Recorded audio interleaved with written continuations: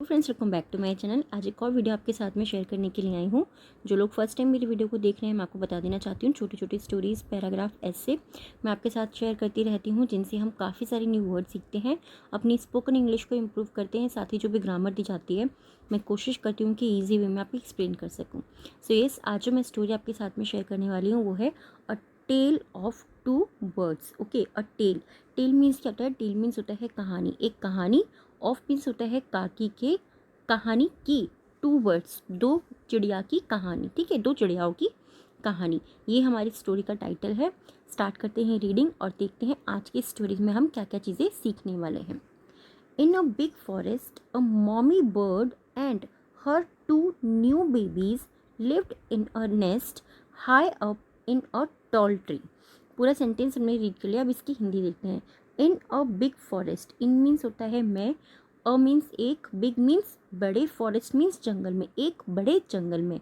अ mommy bird, एक mummy bird या फिर एक माँ चिड़िया, इसको हम नाउन फ्रेज भी बोलते हैं। ठीक है, एंड और her two new babies, her means उसके, टू मीन्स नए, टू मीन्स दो, न्यू बेबीज यानी कि नए बच्चे या फिर नए हुए बच्चे, ऐसा भी इसको हम बोल सकते हैं। ठीक है, उसके उसकी जो माँ थी, हर मॉमी बर्ड, चिड़िया बर्ड जो है, चिड़िया माँ जो है वो, और उसके जो दो नए बच्चे हैं, लिव्ड। लिव्ड मतलब रहते थे, ये क्या है? पास्ट टेंस के अंदर इसको हम यूज़ करते हैं।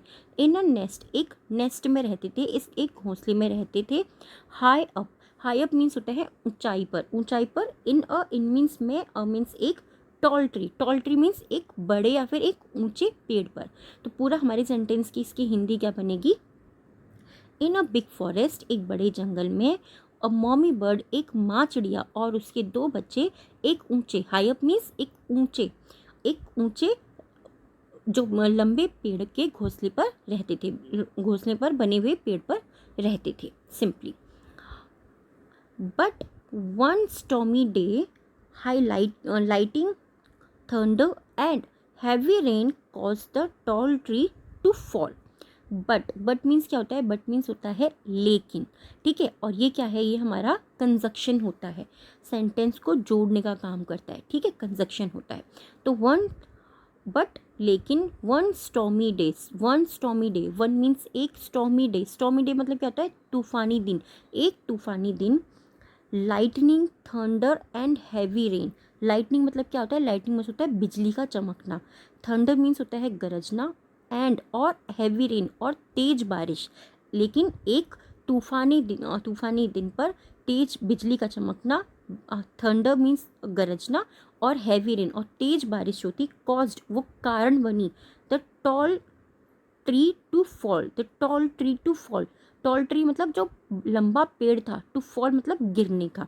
तो एक दिन, एक तूफानी दिन, बिजली, गर्जना, थंडर और तेज बारिश, जो हैवी रेन थी, वो उससे लंबा जो पेड़ था जिस पे उसका घोंसला बना हुआ था, वो गिर गया। या फिर वो इन सब चीज़ों के कारण, जैसे लाइटनिंग, थंडर और हैवी रेन के कारण, कॉज मतलब हैवी रेन के कारण जो लंबा पेड़ था वो गिर गया।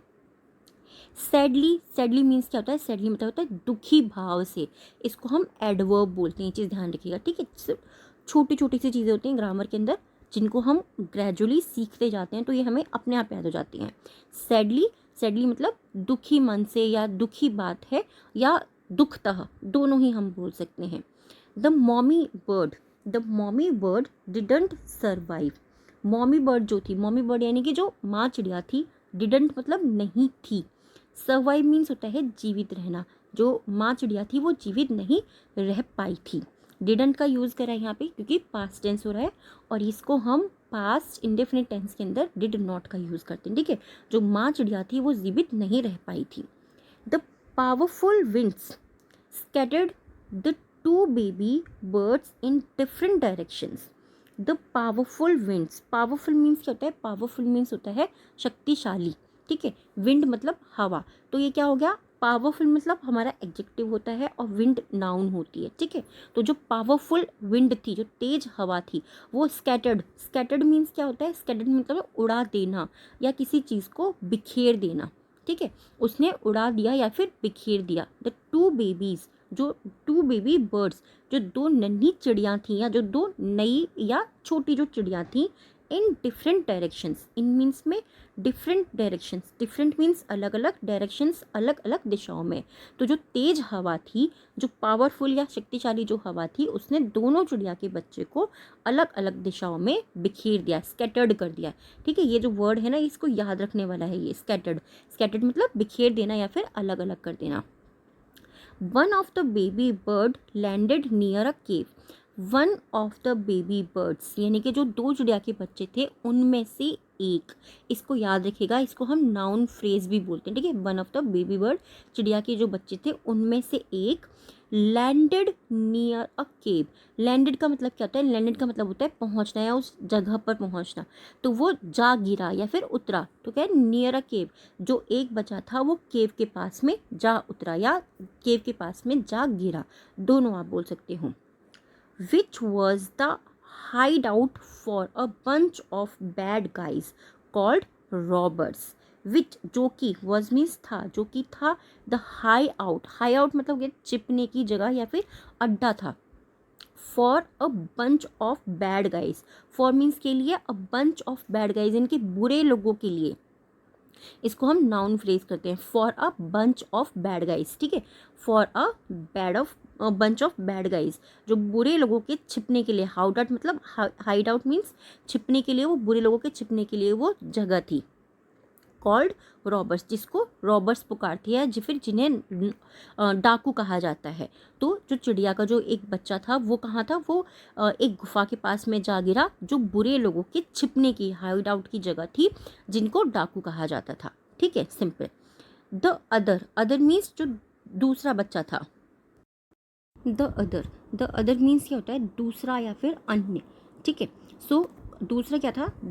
The other bird ended up near a place called as an ashram, which is like a peaceful home where a wise man called a rishi lived. Okay, sentence हमारा बड़ा है बट वही सेम चीज़ जो मैं आपको हमेशा बोलती हूँ वही मैं आपको रिपीट करूँगी। सो यहाँ पर क्या है? द अदर बर्ड मतलब दूसरी जो चिड़िया थी या दूसरी जो चिड़िया का बच्चा था।